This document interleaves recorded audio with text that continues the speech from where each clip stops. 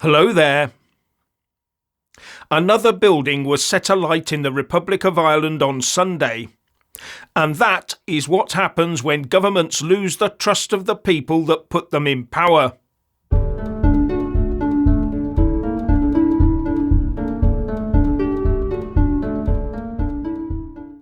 A Dublin pub in Ringsend had been earmarked for another purpose by the council and was suddenly subjected to an alleged arson attack.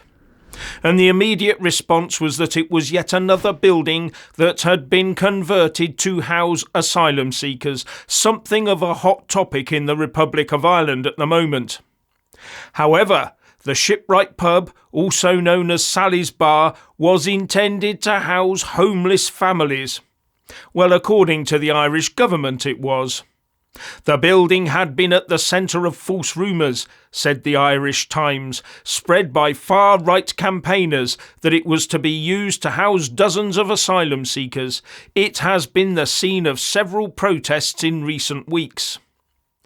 And the Dublin Region Homeless Executive confirmed this by saying it had planned to use the building for emergency accommodation for families.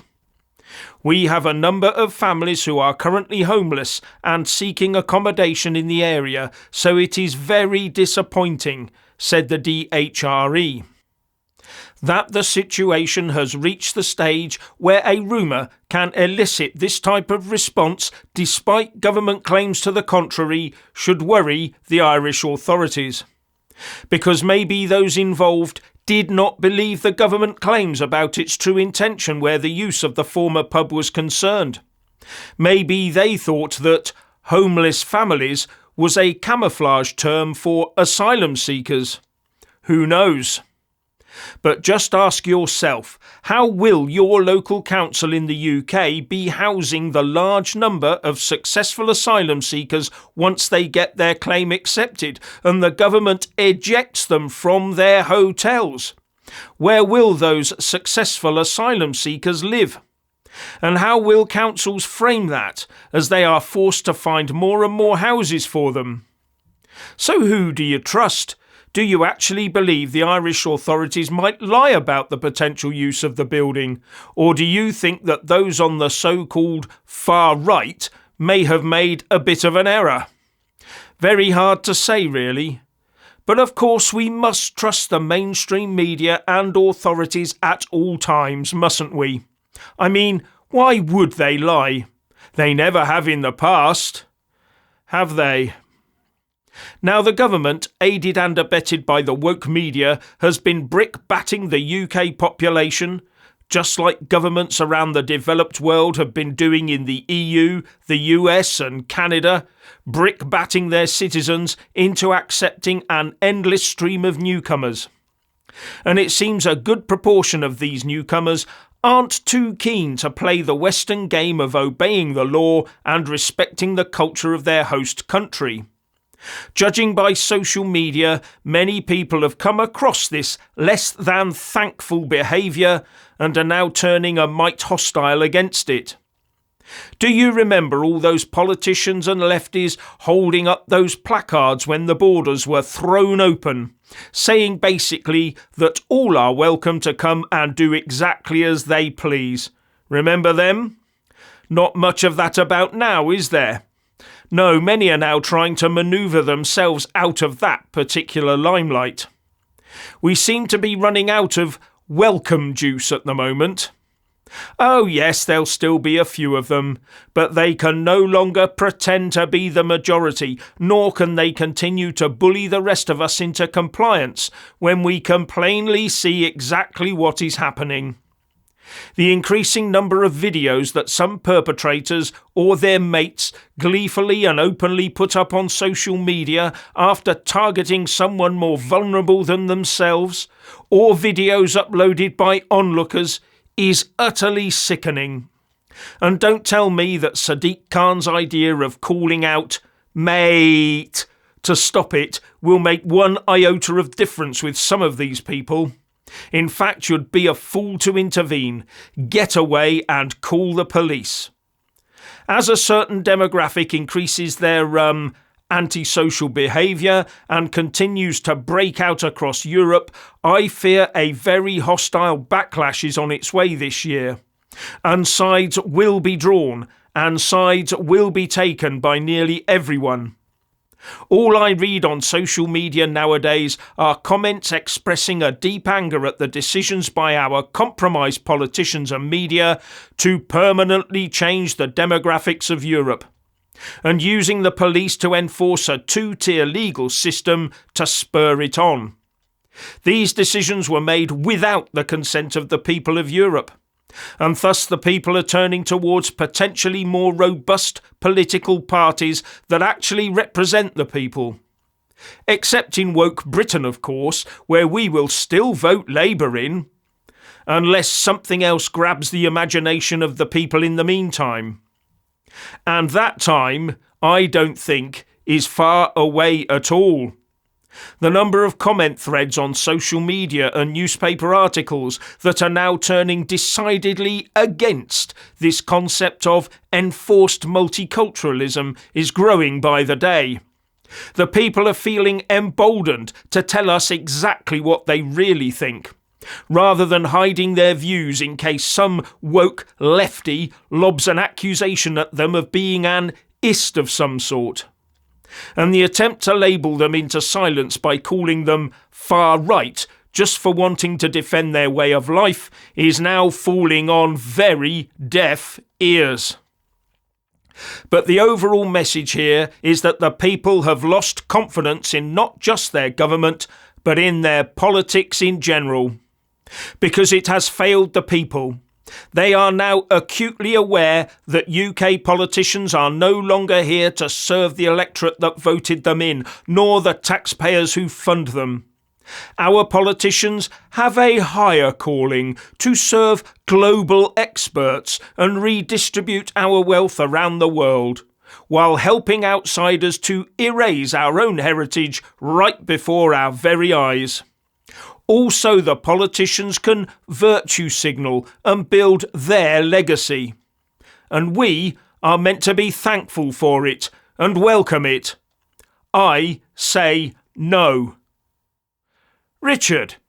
Send them back, each and every one of them, and make such a terrible example of them that no one would ever wish to follow in their footsteps and enter our lands.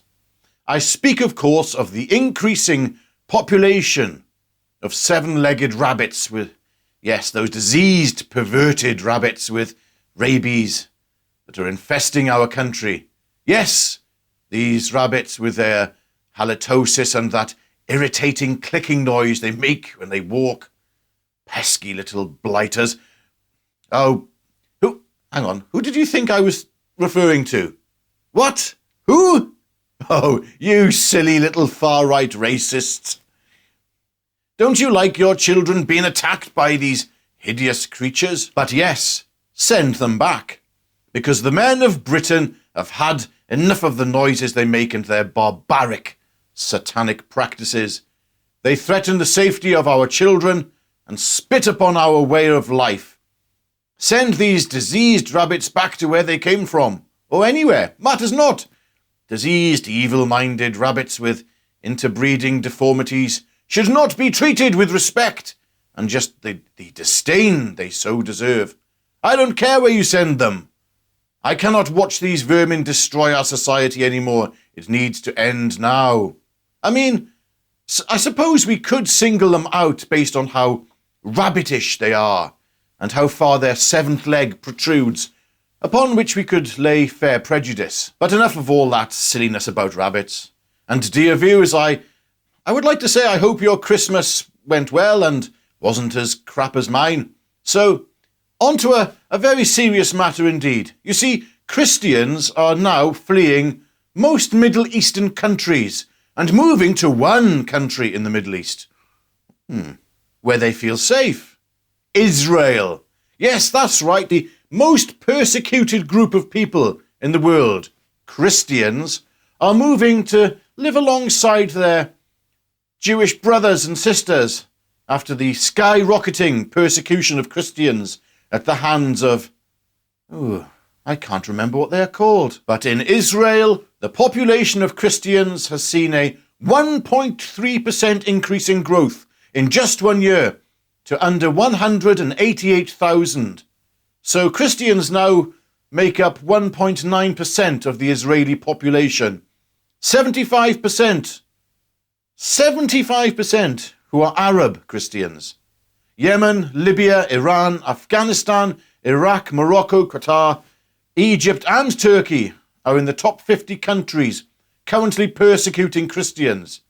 And I am racking my brain to try and find out if there is a common thread between these countries which would cause them to, persecute Christians.